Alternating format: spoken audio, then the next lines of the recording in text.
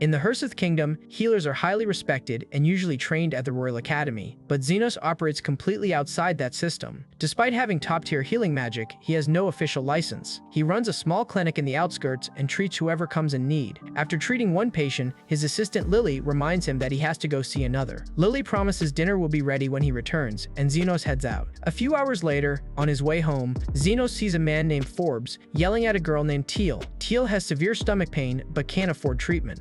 Forbes drags her to a nearby graveyard where she falls and gets injured. A mysterious shadow enters her body. Forbes tells her to get to work. Overwhelmed by pain and the shadow's influence, Teal loses control and attacks Forbes. He panics and runs into Zenos, begging for help. Teal throws a rock at Zenos, but he dodges easily. Forbes tells him to finish the girl off, but Zenos refuses, believing in saving lives. He creates a magical shield that knocks Teal back. Zenos approaches her, examines her, and restrains her. He pulls the shadow from her body and heals her leg. Forbes is stunned and demands his treatment. Zenos tells him his time is up. Forbes offers him a bag of gold coins, but Zenos says it's not enough. Zenos demands Teal's contract in exchange for treatment. Forbes agrees and leaves after the treatment. Zenos waits for Teal to regain consciousness. When she does, Zenos tells her that she's his now. He examines her and finds a gallstone blocking her bile duct. Using his magic, he removes it instantly and heals the wound. Teal is amazed by the painless treatment and says she'll repay him. Zenos tells her to help him find a special herb. When they find it, Zenos breaks her contract and frees her. Zenos tells her that if she ever needs help, she can ask him for help. Meanwhile, back at the clinic, Lily is preparing dinner. The smell attracts Carmilla, and soon Zofia arrives as well. Another patient, Linga, also arrives. Then Loa is drawn in by the smell and bursts through the door with such force that it breaks. Lily tells them all to stay for dinner and leaves for work. While she's gone, Zofia, Linga, and Loa eat all the food. When Lily returns, she interrogates them. Carmilla is also upset that all the food is gone. To solve this problem, Lily sends the girls to get new supplies. When Zenos returns home,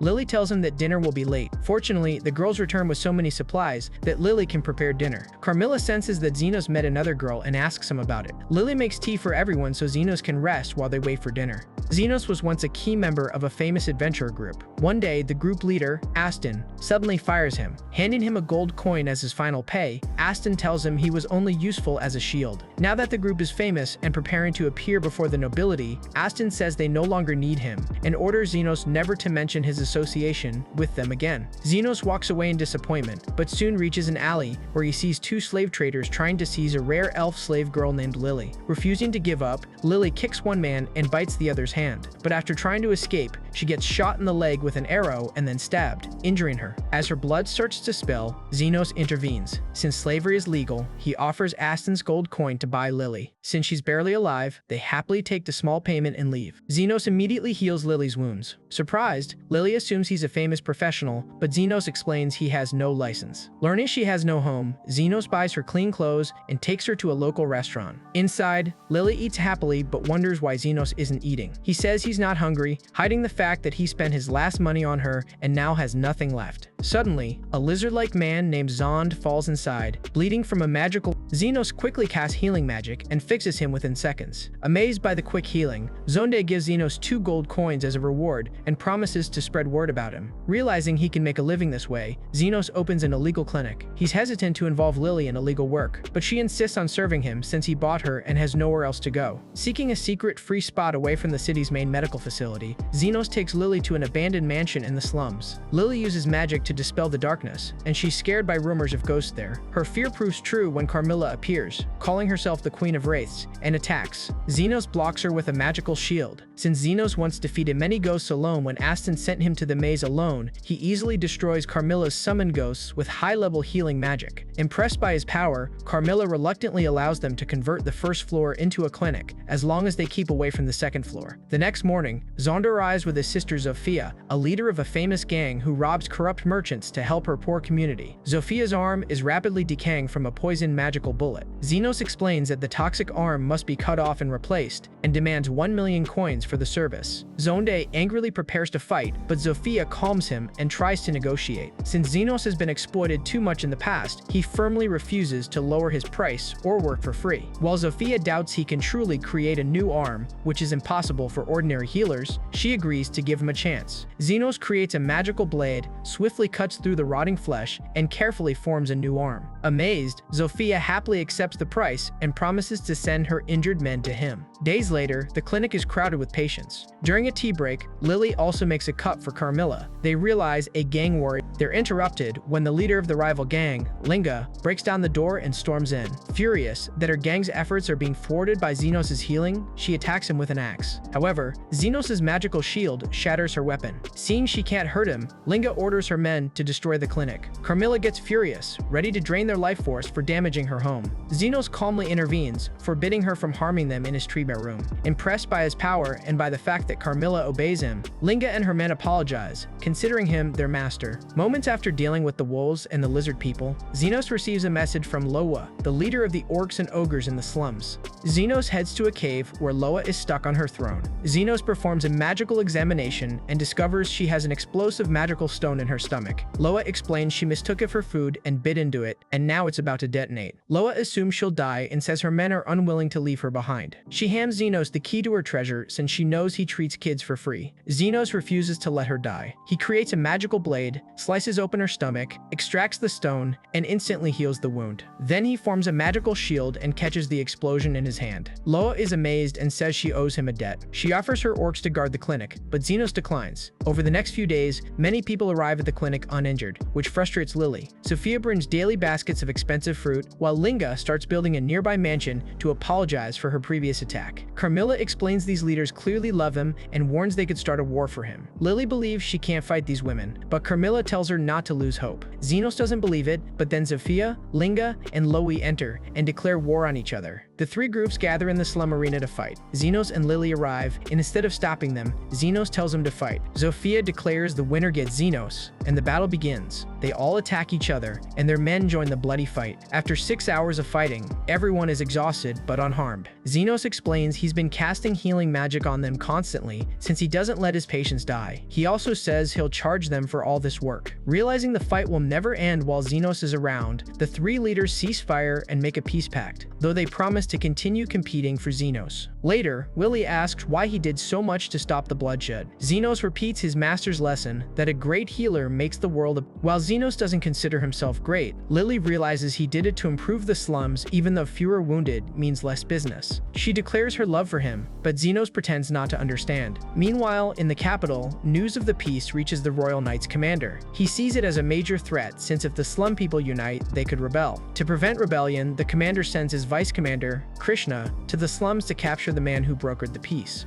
At the clinic, Zenos sneezes, and Linga offers to warm him with her tail, and Loa offers to warm him with her thighs. Lily panics and goes to make tea. As Zenos treats Zofia's arm, she explains she was injured while stealing from corrupt nobles. She warns him about Vice Commander Krishna, who shoots with her magical gun. Zenos doubts anyone that high-ranking will visit his clinic. Just then, Krishna is in the slums questioning someone with her gun about the man who brokered peace. The man denies knowing him, and when Zofia passes by, Krishna is shocked to see her perfect arm and retreats. Lost, Krishna accidentally enters Zenos' clinic and asks for directions. Zenos starts helping her, but as Lily brings tea, Krishna sees her ears and immediately shoots Zenos in the head with her gun.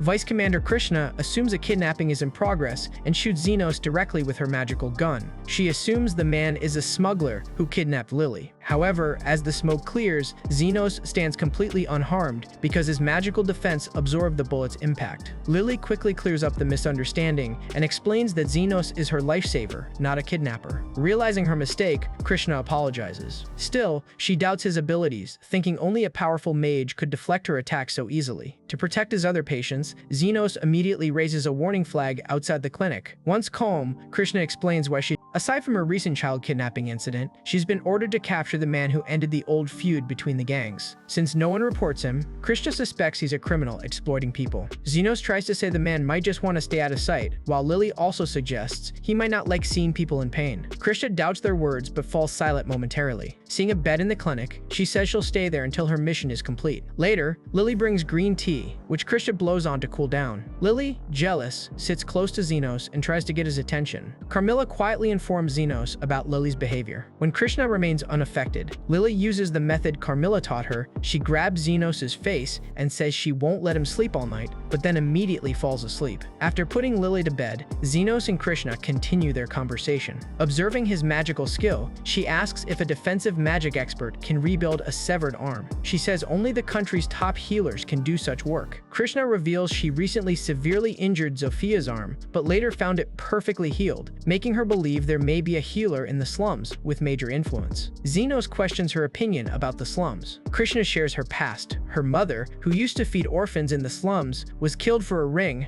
and no one helped. Since then, she became the Iron Rose who never smiled after her mother's death. The next morning, Zenos removes the warning flag. Zofia arrives for a checkup, and Krishna also returns after losing her way. They draw weapons at each other. Krishna asks who healed Zophia's arm and accuses that person of being the criminal mastermind. Zofia mocks Krishna's sense of justice and reveals the real mastermind behind child smuggling is Lord Fennel, known for his charity. Krishna doesn't believe her. Before she can shoot, Zenos intervenes, saying Zofia is his patient and admitting he's the mediator. Krishna can't believe a defensive mage could be such a good healer, and she suspects Zenos is lying to save them, so she leaves. Zophia's words linger in Krishna's mind. She visits Lord Fennel's mansion under the pretense of a security check. Fennel shows her around, but Krishna sees the security is too high. She sneaks out and finds a secret basement where kidnapped children are kept. As she promises to save them, Lord Fennel shoots her from behind. The attack severs Krishna's arm, and she is badly injured. Fennel is pleased to have taken out a royal knight, but before he can do more, Zenos and Zofia arrive. Fennel immediately shoots at Zenos, but Zenos remains unharmed. Fennel panics and drops his weapon.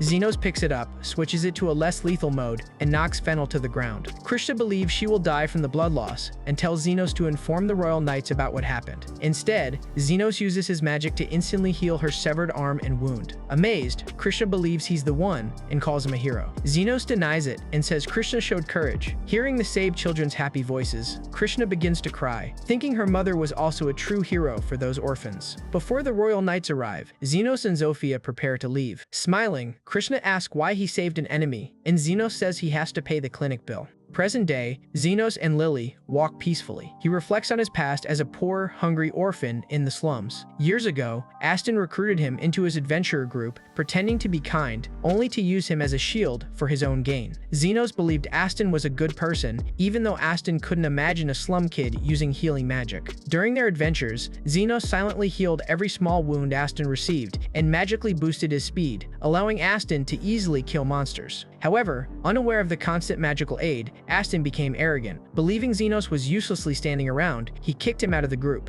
In the present, Aston and his remaining Golden Phoenix group members, Guile, Andres, and Yuma, embark on a challenging mission in a cave. They're proud that they never get hurt. Aston believes they'll win easily. He orders Guile to cast defensive magic and charges at the fiery wolves. To his shock, his arm burns badly, and another member, Yuma, standing behind him, gets injured. Aston orders Andres to attack with magic, but Andres is scared and slow, causing him to get hit by a fireball. Aston blames his team, but they have to retreat. Outside, Guile suggests that maybe Zenos has been healing them all along. Aston refuses to believe that an ordinary boy could have such skill, but agrees they should hire a new healer just in case. 10 days later, they return to the cave with a mid-level healer named Uman. Uman is surprised that the famous Golden Phoenix group needs her, but she explains that Yuma's wounds are so deep that he can never adventure again. Without caring about his companion's condition, Aston says Yuma is weak. Lord Fennel assigned them to bring Firefox's pelt for his daughter's birthday, and Aston believes they'll win easily. The group re-enters the cave and is immediately attacked. The wolves throw fireballs. Aston blocks 3, but the 4th hits Andres in the stomach, severely injuring him. Aston angrily asks why Guile didn't protect Andres, but Yuman explains that Andres survived because of the defensive magic. Aston orders her to fix him immediately, but Yuman explains that only high-level healers or saints can do that without special preparation. Andres needs to be taken to a hospital immediately. After this second failure, Lord Fennel's servant sends Aston back. Since the daughter's birthday has passed, the group's reputation is ruined. Aston tries to blame Zenos, but remembers he never officially registered Zenos as a group member. Panicked, Aston begs for another chance and promises to bring new members to replace the injured team. Knowing they have no other skilled people, Aston decides to find Zenos. believing Zenos will happily return to his old group. Aston and Guile head to the slums to find Zenos. Aston tries to contact all three leaders, hoping for help from the locals. He first visits Zofia, but when she learns he kicked Zenos out, she laughs and tells him to leave. Then he visits Linga, who threatens serious consequences, and Luwei also warns him not to bother Zenos. Aston is shocked by the loyalty of these leaders to an ordinary boy and tries to convince himself they're talking about a different Zenos. By chance, Aston spots Zenos and Lily finishing shopping. Aston orders Zenos to rejoin the group, but Zenos flatly refuses. Zenos says he'll only help if paid in full, 50,000 for normal healing, 1 million for severe wounds, and extra for magical assistance. Aston draws his sword to strike from behind when he sees Zenos refusing, and the slum people thanking Zenos. But suddenly, Vice Commander Krishna appears and shoots Aston. She explains she lost her way while searching for Zenos and tries to arrest Aston for the attack, but he blames Guile and escapes. Back at the clinic, the leaders tell Zenos they sent people after Aston, but he vanished. They're worried Aston might seek help from the dangerous underground guild if he becomes desperate due to lack of money. They're especially worried he might contact the Guide, a notorious figure who sometimes works for free just to cause chaos. That night, Zenos struggles to sleep, troubled by the situation. Lily tries to soothe him with tea, but falls asleep herself. Carmilla appears and asks about his past. Zenos explains he first learned healing magic when he accidentally tried to use forbidden magic on a corpse in the slums. Carmilla says that 300 years ago, forbidden magic was used to create golems for the Demon Lord's wars. Suddenly, a loud explosion rocks the area. Carmilla rushes outside and sees a massive golem wreaking havoc in the slums, setting the area on fire. It turns out the group's former leader, Aston, was so desperate he hired a killer to murder Zenos. Lacking funds for ordinary assassins, he sent the job to the notorious The Guide of the Underground Guild. Finding Aston's selfishness amusing, the Guide decided to do the job for free because he wanted to test his new creation. Present day, a massive golem wreaks havoc in the slums. Zenos and Carmilla rush outside and find Zofia, Linga, and Loa gathering their injured comrades. The leaders explain the golem emerged from the deep slums, making Zenos suspect the underground guild. Carmilla is puzzled because the magical stones needed to create golems were depleted centuries ago, and the method to make them is lost. Meanwhile, a short distance away, the Guide watches the destruction. He's waiting to see what Zenos will do when his loved ones start dying. He orders the leaders to gather hundreds of injured people in one place. Using a massive healing spell, Zenos heals them all at once. Despite being impressed by Zenos' skill, the Guide thinks the golem will continue destroying the slums until Zenos intervenes. Late at night, frustrated by not getting paid, Zenos decides he'll charge the creator. Knowing the golem won't stop until its stone shatters, Zenos orders the three leaders to attack it while he provides magical support. They advance and attack its legs. When the golem counterattacks and throws Linga away, Zenos immediately heals her to prevent broken bones. He realizes he'll need to stay close and alternate between casting speed, strength, and healing magic. Seeing the golem isn't healing quickly, Zenos tells the others to shatter both its legs with a combined attack. As it starts to fall, Zofia spots a child in its path. Zenos rushes to save the child but fears he won't arrive in time.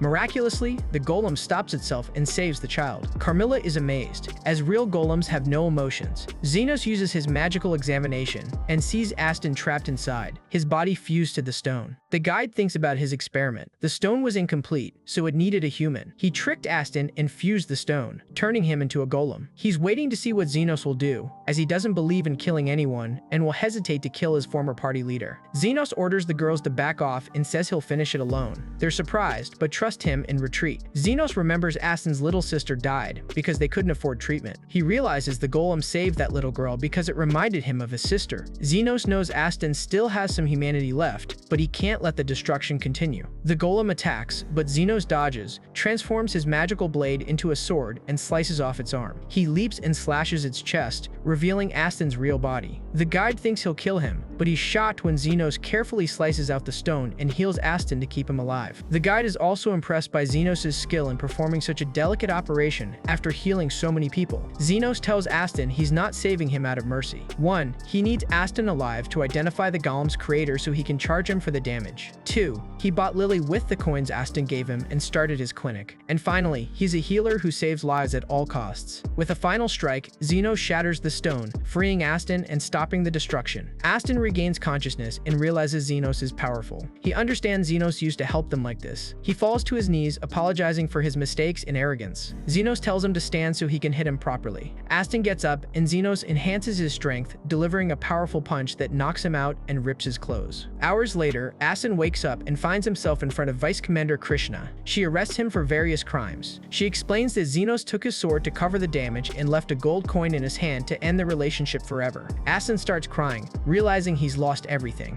Exhausted, Zenos can't even stand. The three leaders support him and take him home. Back at the clinic, Carmilla complains she wanted to be alone at home, but Lily explains she was also very worried. Lily welcomes him and serves him tea. The next day, Vice Commander Krishna reports that the investigation into the golem attack yielded no results. She only knows the culprit is the guide of the underground guild, but he's erased all traces and left no trail behind. The slum leaders suspect he's planning a major attack, but Krishna dismisses their concerns, sparking an argument. Frustrated, Zenos kicks everyone out of his clinic. Seeing his distress, Lily considers inviting him to the hot springs. Before she can say anything, Zofia enters and invites him. Moments later, Linga, Loa, and then Krishna enter with the same invitation. Lily remains silent, while Carmilla enjoys the situation and decides to join them. At the hot springs, Zenos tries to relax in the men's bathhouse, but Zofia enters, placing an out-of-order sign and tries to get close to him. Suddenly, Linga pretends to feel dizzy and jumps into the water, sparking a fight between the two women. Louis also emerges from the water, suggesting she join in.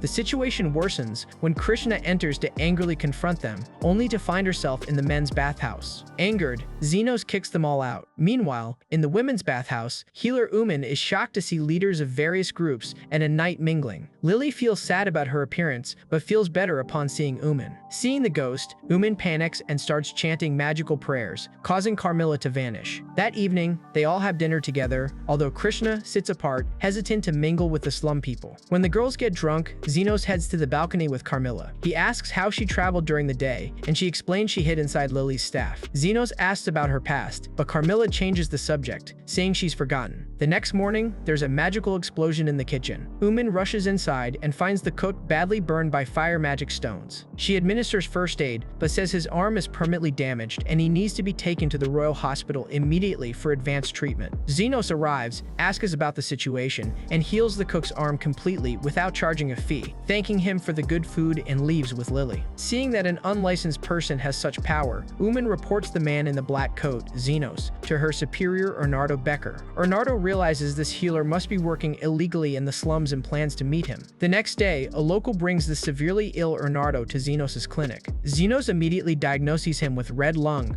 a dangerous and contagious disease believed to be eradicated. Impressed by the quick and accurate diagnosis, Bernardo sits up and introduces himself as a senior healer at the Royal Hospital. Uman rushes in and scolds her superior for negligence. Bernardo explains he's not actually ill. He drank a self-made medicine that mimics red lung symptoms to lure people to Zenos' secret clinic. He assures her he's already taken the antidote. Zenos is impressed because Bernardo is the famous doctor who developed the red lung vaccine and distributed it for free in the slums. Bernardo explains he came himself because Zenos' black coat resembles his old friend's coat. Zenos says it's his master's coat, whose name he doesn't know. Bernardo formally offers Zenos a job at the Royal Hospital to handle a medical crisis. Suddenly, the three slum leaders enter, summoned by Carmilla with a secret red warning flag. They angrily order Bernardo to back off, but Bernardo manages the situation and offers Zenos a contract job instead of a permanent position. Despite the girl's objections, Zenos accepts. He knows Bernardo is a good man who helped the slums, and since his secret clinic is now exposed, he needs the Royal Hospital's support. Zenos says Zenos see. Additionally, Bernardo promises to provide Zenos with information about his master once the hospital's crisis is resolved, and they shake hands to seal the partnership. As part of Becker's request, Zenos goes to the Royal Hospital and is brought to Becker's office. Becker explains that Zenos will be working there under a cover identity as a healer who recently returned from abroad.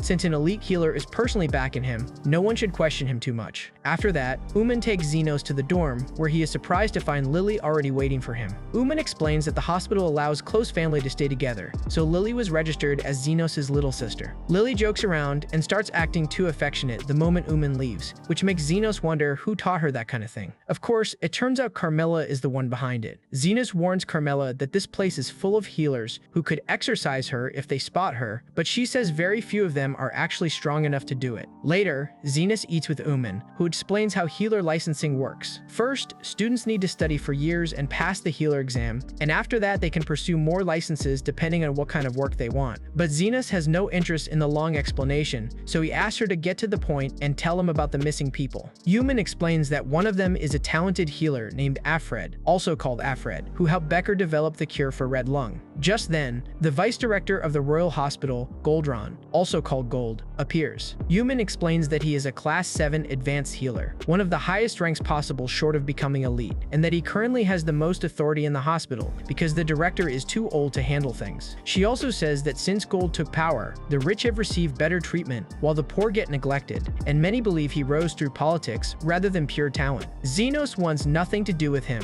but Uman says that may not be possible because Gold may be connected to Afred's disappearance. A classmate named Cresson, also called Cresson, then shows up and rudely tells Zenos not to embarrass the sponsor who brought him in. Uman says Cresson used to be normal, but after joining Gold's faction, he became arrogant. This reminds Zenos of his childhood, when he tried to revive a corpse and was stopped by his master, who told him healing magic should be used on the living, not the dead. His master then trained him and another student named Velitra, while warning them never to get cocky just because they could heal wounds. In the present, Zenos attends a lecture about undead. The professor explains that wraiths are the highest rank of undead, that very little is known about them, and that anyone who meets one should run, especially if it can speak. Zenos hears that and quietly thinks about Carmilla, since she is exactly that kind of monster. When the professor asks if anyone has fought undead before, Cresson proudly says he defeated 30 ghosts. Then he asks Zenos the same question. Zenos can actually handle more than that, but he tries not to stand out and says he can defeat 30 at once. The room goes silent when everyone realizes he means all at the same time. When asked where he fought them, he mentions the underground labyrinth, which shocks the professor because even top adventurer parties avoid that place. Cresson accuses him of lying, but Zenos does not care. In the next lesson, the topic is magic circles. Cresson confidently draws a flawless healing circle and gets praised by the professor. Then Zenos is forced to go up as well. Since he barely uses magic circles, he draws the only strange one he remembers from his master. At first, Cresson laughs, but the professor is stunned because it is an advanced regeneration circle capable of regrowing lost body parts. He says no normal person should be able to activate something like that because the mana requirement is absurd, but Zenos casually activates it with one touch. The professor is amazed and immediately begs Zenos to join his lab, while Cresson grows even more jealous. News about Zenos reaches Gold, but he decides not to bother with rumors yet. Instead, when he hears there are undead gathering in the graveyard, he decides that sending Zenos there will be the perfect way to test him. Later, Zenos joins the other students at the graveyard, including Cresson. The group is quickly surrounded by ghosts, so Zenos uses high heal and wipes them all out at once. Before anyone fully understands what happened, Cresson steals the credit and tells everyone to report that he was the one who saved them.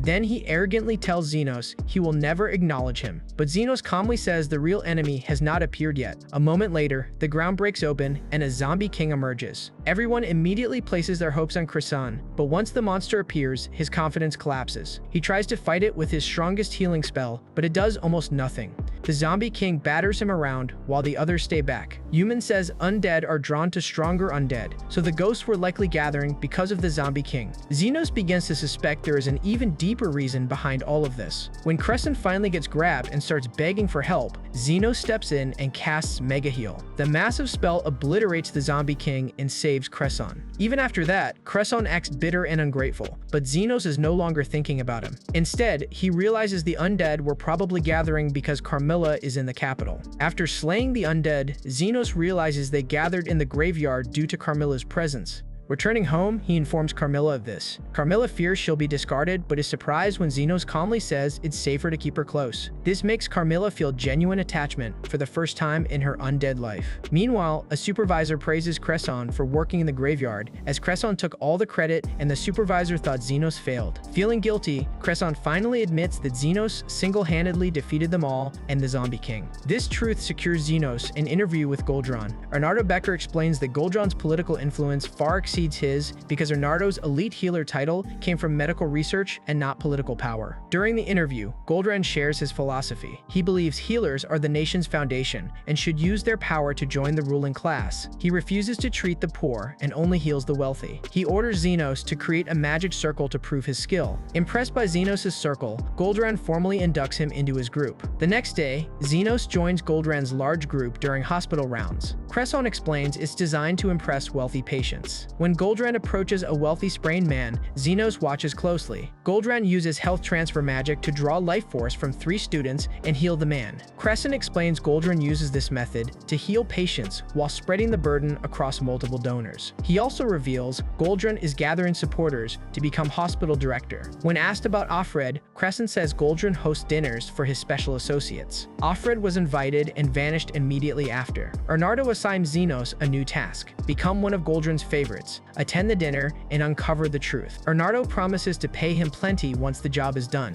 and also reveal everything about his master. Arnardo laughs and drops some coins, asking which one he'll pick up first to see if Zenos truly sees all humans as equals. In the slums, Linga sneaks into Zenos' clinic to clean it out. She's surprised to find Zofia and Louis also there for cleaning, and the 3 clean the clinic together. At the hospital, Crescent gives Zenos a difficult task: care for Goldran's dog Milk while he's meeting with important people. Crescent says healing magic has limits, so he wants Goldran's support and the status that comes with it. They meet Goldran's drunk secretary Bones, who got the job because he's an old friend of Goldran. Bones throws a bottle in their direction while drunk. The dog runs scared into the street and gets hit by a carriage. Panicked, Crescent uses powerful magic, but it's not enough to heal the dog. Knowing Goldran won't let him go, Crescent becomes desperate. Zenos steps forward and uses healing magic. Crescent says it requires powerful magic, but he's shocked when Milk heals instantly. Later, Uman invites Zenos for a walk in the forest. She apologizes for involving him in the dangerous investigation, saying she wasn't skilled enough to do it herself. Zenos reassures her, saying he's getting paid and learning about his master. Uman explains Arnardo, her uncle, was also her mentor, and his girlfriend left him because he was busy researching cures. Uman finds her research boring, but Zenos says important things in life are often boring. When Zenos and Uman return to the hospital campus that evening, a frantic Crescent runs up to them, falling to his knees and begging Zenos to save him from a great disaster. Professor Goldran faces a dilemma after lunch with Lord Fennel. Fennel's daughter, Charlotte, has contracted odd-face disease, causing a large facial growth. While Goldran could remove it surgically, it would leave a permanent wound. Instead, he could use health transfer magic to heal her skin perfectly, a spell that drains the life force of healthy people to aid the patient's recovery. However, it requires many people to distribute the burden. Since Charlotte refuses anyone to see her face, she only allows 2 people into her room, making the spell impossible. Later, Goldran's secretary Bonds informs him that Goldran's dog Milk was run over by a carriage. Panicked, Goldran rushes to check on the dog, finding it perfectly healthy. Unaware that Zenos healed it, Goldran mistakenly assumes his assistant Crescent possesses the skill. Believing Crescent to be a skilled healer, Goldran orders him to perform Charlotte's facial surgery. Crescent panics and pleads with Zenos for help. Uman tells Crescent to confess that Zenos healed the dog, but Crescent fears Goldran will fire him. During their meeting, Lily brings tea. Due to hospital papers, Crescent mistakenly believes Lily and Zenos are siblings and tries to get close to Lily. Lily stops him and clearly states she's only with Zenos. The next day, Goldran, Crescent, and Zenos arrive at Lord Fennel's mansion, but Fennel says Charlotte refuses surgery, fearing the scar will remain. Fennel tries to reassure her, but she refuses to listen due to an old promise. Goldran also tries, but Charlotte doesn't trust him either. Then Crescent attempts to speak with her, but Charlotte stops him, saying he's just an assistant. Finally, Zenos approaches her door. Calmly, he tells her surgery isn't necessary. The disease isn't fatal, but without treatment, the growth will get worse. Thinking she'll lose her social life, Charlotte steps outside her room. She's still afraid of surgery until Zenos spots a bird in the garden with a broken wing. She connects the bird to her condition. Zenos immediately heals the bird, and it flies again. Demonstrating that he treats everyone equally, Zenos earns Charlotte's trust, and she agrees to the surgery. Charlotte is sedated with Becker's special medicine. Goldran leaves the entire surgery to the nervous Crescent, thinking if successful, the credit will be his, and if it fails, the blame will fall on Crescent. Using his magic, Zenos locates the roots of odd-face disease and guides Crescent. The surgery proceeds well until Crescent reaches the final root and sees it's connected to a facial nerve. Zenos immediately cutting it will permanently alter Charlotte's face, and leaving it will cause the growth to return. Crescent suggests halting the surgery and transferring her to the Royal Hospital for treatment. However, Goldran values his reputation more than the patient. To secure Fennel's vote, Goldran forcibly grabs Crescent's hand and cuts both the root and nerve. Goldran immediately starts shouting, blaming his assistant for ruining Charlotte's face, and says he'll try to fix her with his health transfer magic. Refusing to see Crescent blamed or Charlotte in pain, Zenos steps forward, announcing that the severed nerve can heal easily. Zenos completes the root extraction and uses his powerful magic to instantly and perfectly reconnect Charlotte's facial nerves. Later, Charlotte awakens and sees her face perfectly healed without a scar, and she begins crying tears of joy. Fennel praises Goldron and promises his support, but Charlotte remembers Zenos' soothing voice during surgery and quietly asks her staff for his name. Returning to the hospital, Zenos helps Uman store Becker's medicines in the storeroom. Croissant suddenly rushes in with surprising news. Goldron officially invited both Croissant and Zenos to his special dinner event. While Becker congratulates Zenos for overcoming the toughest part of the Alfred investigation, Croissant fears attending after witnessing Goldron's deception during surgery. That evening, Goldron hosts a special dinner to celebrate his upcoming win in the hospital director election, proudly announcing Lord Fennel's support. Lily arrives with Zenos and teases Croissant for coming alone. Croissant says he only needs Zenos, which confuses Lily further. Zenos immediately starts investigating Offred's disappearance. He learns Offred vanished after caring for Bonds during the last party. Zenos interrogates the heavily drunk secretary. Bonds recalls Offred was the only one who treated him well, as Goldron always told his people to ignore Bonds. Lily asks why Goldron would hire someone he dislikes, and Bonds vaguely says they're old friends. Sensing Bonds is hiding something, Lily uses the method she learned from Carmilla. She flatters Bonds and keeps him drinking. When Bonds becomes completely drunk, Zenos takes him outside and tries to recreate the night of the disappearance. Stumbling, Bonds drops his glass and thinks Zenos is Goldron. Zenos starts talking the same way. Drunk, Bonds talks about an explosion 13 years ago that changed Goldron's life and says Fennel's support is the only reason Goldron became a professor. Before he can say more, Bonds passes out. In the elevator, Carmilla, who overheard everything, helps Zenos and Lily understand the situation. Rumors say 13 years ago, Lord Fennel survived a massive and dangerous explosion and has been grateful to Goldron ever since. Seeing the explosion's force, Fennel should have needed full treatment. Since Goldron is a simple healer, Lily suspects another healer saved Fennel, and Goldron took all the credit. She suspects Offred discovered this secret and went into hiding. However, Zenos has a very different theory. Goldron may have used health transfer magic to drain all the injured people's life force from the explosion to perfectly heal the wealthy Fennel. Zenos suspects Offred might be someone who survived the explosion and is planning revenge. Deciding it's not his concern, Zenos plans to leave after reporting this to Bernardo. Meanwhile, in the slums, an accident occurs. Zonde is severely injured by a falling pillar at a construction site. The slum leaders know Zenos is on a secret mission, but Linga and Loave say he'd be devastated if anyone died in his absence. Panicked, they rush Zonde to find Zenos. Back at the party, a commotion erupts at the door. Yuman argues with guards refusing her entry. Suddenly, Loave and the other slum leaders arrive, carrying bloodied Zonde. When Goldron orders his guards to remove them, Linga easily defeats them. Loave spots Zeno. Furious, Goldron approaches Zenos. Zenos declares he's a healer who treats all patients equally. He grabs Lily's hand and jumps from the balcony to reach Zonde. Croissant struggles seeing Zenos abandon wealth and status. He wants to be rich, but is deeply impressed by Zenos' choice to save lives. Realizing Goldron is deceitful, Croissant formally leaves the group and jumps from the balcony for help. Before Croissant reaches the ground, Zenos has already healed Zonde perfectly. Though Uman calls Croissant an idiot for ruining his career, he proudly says his choice makes him a true friend. The next morning, Zenos reports his suspicion to Bernardo. Bernardo recalls Offred mentioned a childhood accident and agrees he might be someone who survived the explosion and is planning revenge. Expecting an attack at Goldron's upcoming victory party, Bernardo plans to go himself. He formally ends Zenos' mission and promises to provide information about his master the next day. That night, Zenos spends time with Croissant and Yuman. Croissant is deeply saddened by Zenos' departure. He becomes even more surprised when Lily says she's not Zenos' sister, and his astonishment knows no bounds when Carmilla finally reveals herself and complains that Croissant has been drinking her alcohol. Later, Zenos tells Carmilla he's truly sad to leave his new friends, as they've treated him far better than his old adventurer group. The next day, as Zenos prepares to leave, Uman hands him a letter from Bernardo containing the promised information about his master. However, while retrieving a letter from Bernardo's desk, Uman finds a hidden picture in the cabinet. When Zenos sees the picture, he becomes very confused. Hours before Bernardo Becker's revenge, Goldron hosts a lavish party celebrating his upcoming hospital director appointment. Lord Fennel congratulates him and thanks him for saving his life 13 years ago.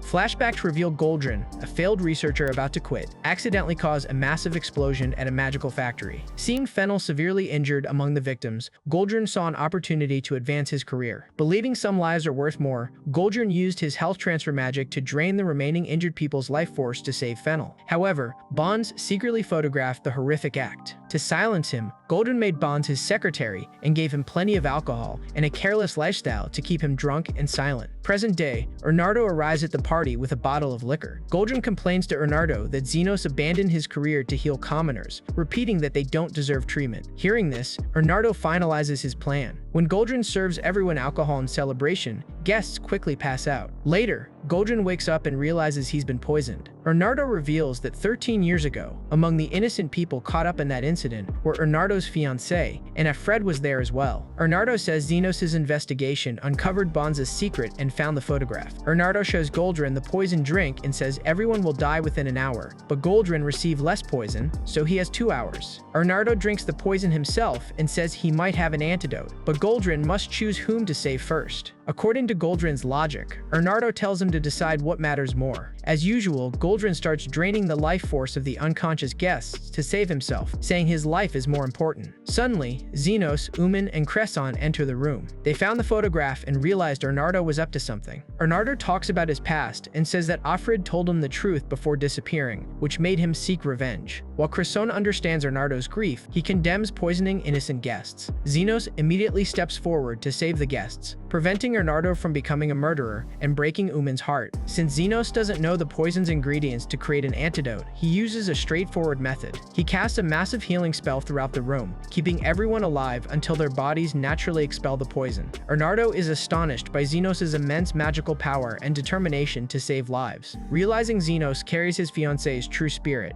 Bernardo falls to his knees and thanks Zenos. Zenos saves everyone except Goldrin. In pain, Goldrin orders his conscious students to heal him. However, the students heard him trying to kill them while semi-conscious, so they leave him there. Panicked, Goldrin begs Zenos for help. Zenos agrees but triples his fee due to exhaustion. Goldrin promises payment, but Lord Fennel, who overheard Goldrin admitting what he did 13 years ago, angrily glares at him, ending Goldrin's career and rank forever. The next day, Vice Commander Krishna uses her influence to grant Zenos and Human permission to visit Bernardo in prison. Bernardo reveals a surprising fact: he never intended to kill anyone. His original drug was meant to paralyze the guests and make them seem poisoned so Goldrin would confess. Someone secretly replaced it with real poison. Bernardo suspects a Fred, who was at the party, to fulfill his revenge. Though the poison was switched, Bernardo feels guilty for leaving everyone to die when he discovered the real poison. Krishna assures them she'll use her power to clear Bernardo's charges, as no one died because of Zenos. Before Zenos leaves, Bernardo reveals another terrifying fact. Since Goldrin drained a Fred's life force 13 years ago, a Fred should have died. Bernardo believes the current Fred is someone else, and elsewhere, the true culprit emerges, the Guide of the Underground Guild. The Guide is currently inside Alfred's body, frustrated by the failed plan, but eagerly awaiting his next attack on Zenos. After finishing his work, Zenos bids farewell to Uman and Cresson, feeling sad to leave his true friends who treated him far better than his old adventurer group. Returning to his secret clinic with Lily, Zenos is joyfully welcomed by the slum leaders, and he returns to his life as an unlicensed simple healer.